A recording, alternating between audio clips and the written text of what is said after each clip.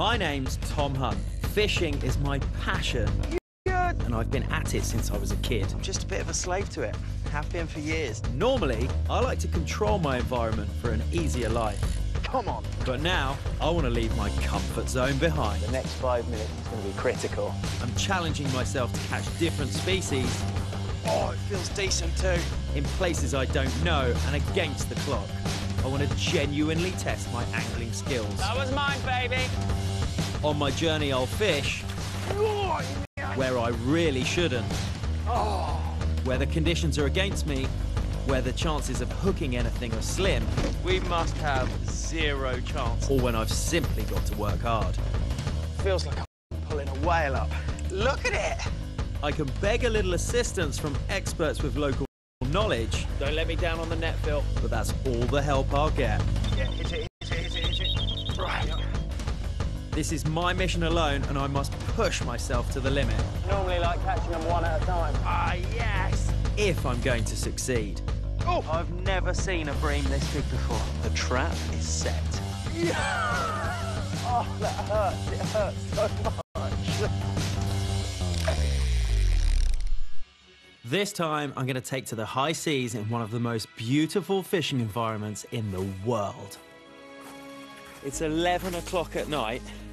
It's early March, and I've finally arrived at an insanely remote part of Norway.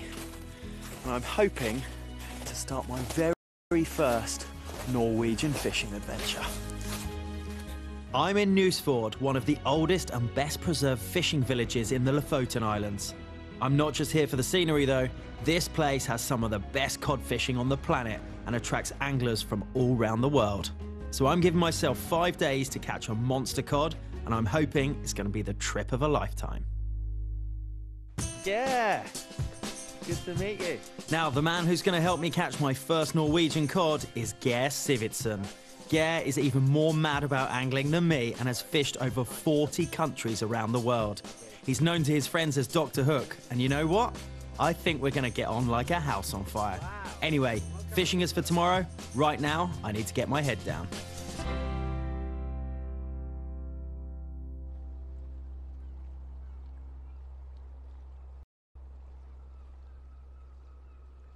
So this was my bed last night, up here in the eaves. And there are actually bedrooms downstairs, interest to me. So, fishing huts. They're over 100 years old, and they would have fishermen and probably their families. This was also the office. Well, I say office. They would have had nets, lines here at times. It probably wouldn't have smelt too great. But I actually last night in the dark. And this morning, I woke up, and dear Lordy, look at that.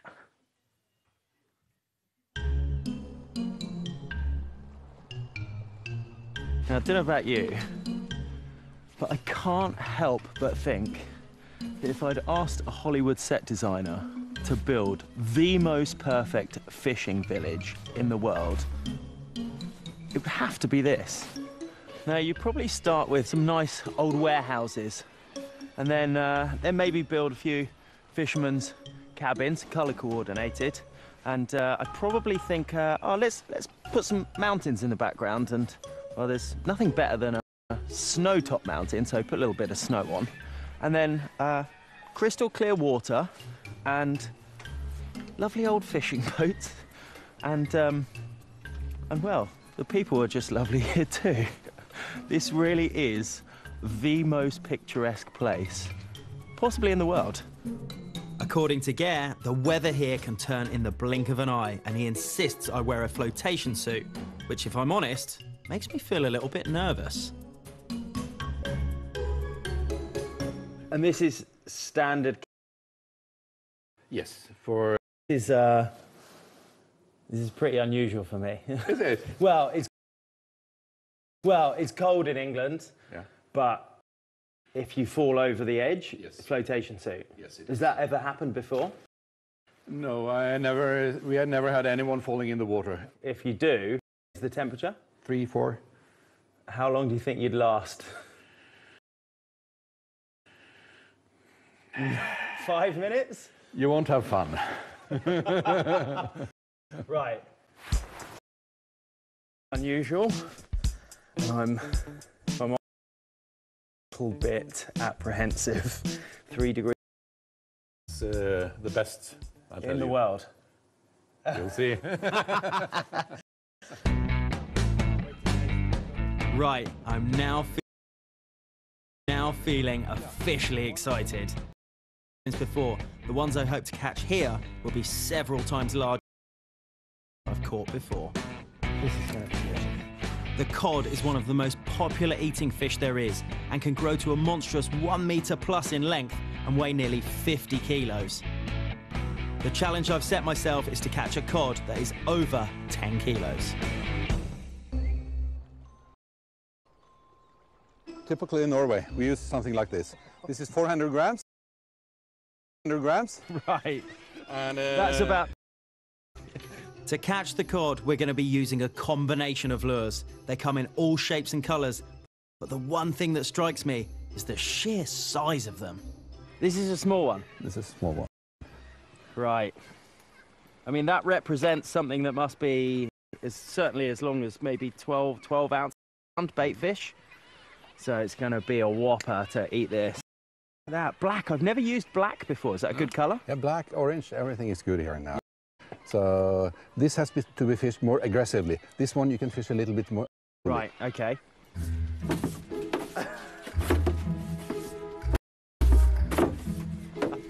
So, right, do you want me to do it? No problem. Normally, if I turned up and there was snow on a boat,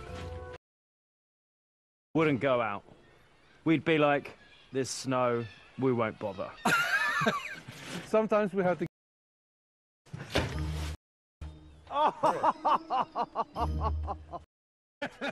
The water temperature's about 2 degrees, the air temperature's about 0, and we're heading out into rough seas to catch massive fish.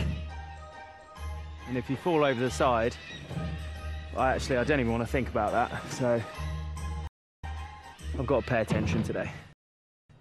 Good? Yep. Here we go.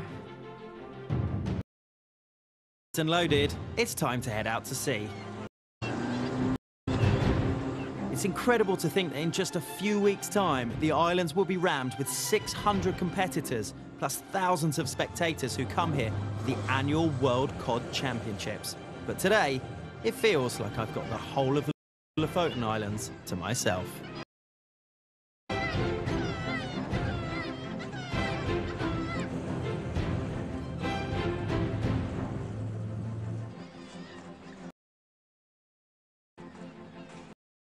Having spotted some fish and get started. We're using a technique known as verticals. Well, you've guessed it, jigging our lures up and down. Come on, fingers crossed. With cod, if they're gonna have it, it's gonna happen pretty quickly. So it's try one spot, and if there's no luck, move on.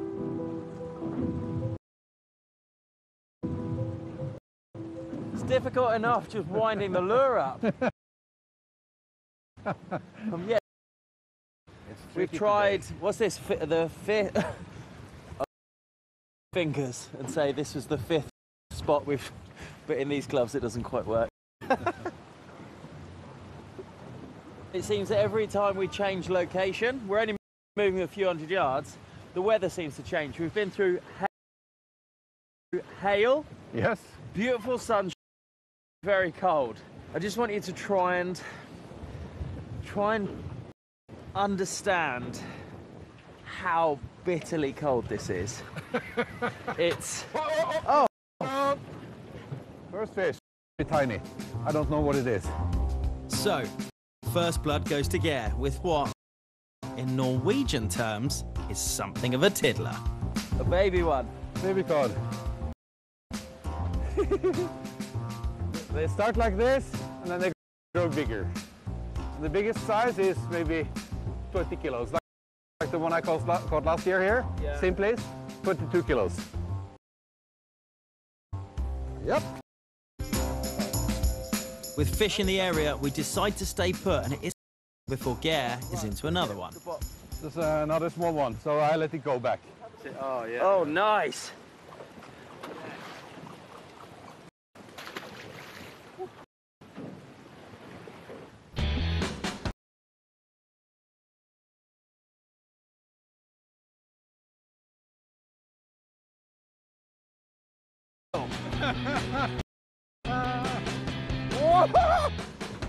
And whilst Geir's little one comes up quickly, my lump of a fish is having none of it. It's going to be a while, yeah. It's right. I've only just got it off the bottom. Yeah. You got down with your heavier perk and hit the bottom. Even got to the bottom. I did. Well, if it's... This is not 4 or 5 kilos. This is a monster. Yeah. Yes! Fantastic! You're the hero!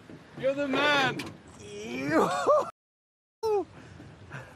Oh, I'm trying to keep my balance here. You will see them bigger even. Do you reckon? Yes, you will. This is good. For 5 kilos? Yes, it is. How big do you think? 7 kilos, I guess. A new personal best. Yeah. Right. What?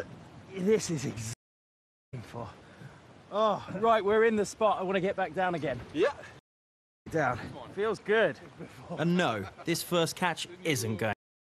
It'll be ending up later on my plate. I don't know, I've never caught on this big before. People have been fishing for cod here for well over 1,000 years. Now this is what I came to Norway for. And to give you some idea of how prolific the cod stocks are around the Lofoten Islands at this time of year, in the mid-19th century, some estimates say as many as 30,000 people would make their way up here to fish. Many of them making the journey in open boats. Before we set off this morning, I managed to get a look at some of the kit they would have used. I want to give you an idea of how tough these guys were. Come with me.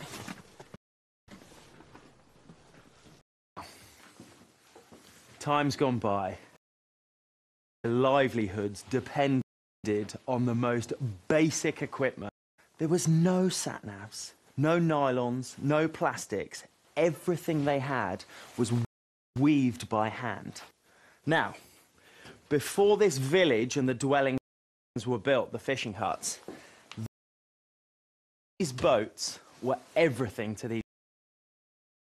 The seas out there, have you seen the size of the seas? Like this here in winter, the waves are enormous. And by day, this was the fishing boat.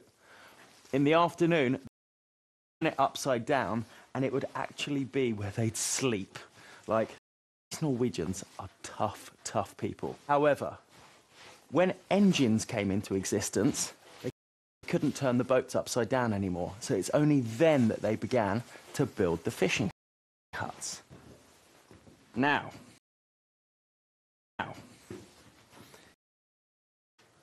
just to prove it, this is from 125 years ago.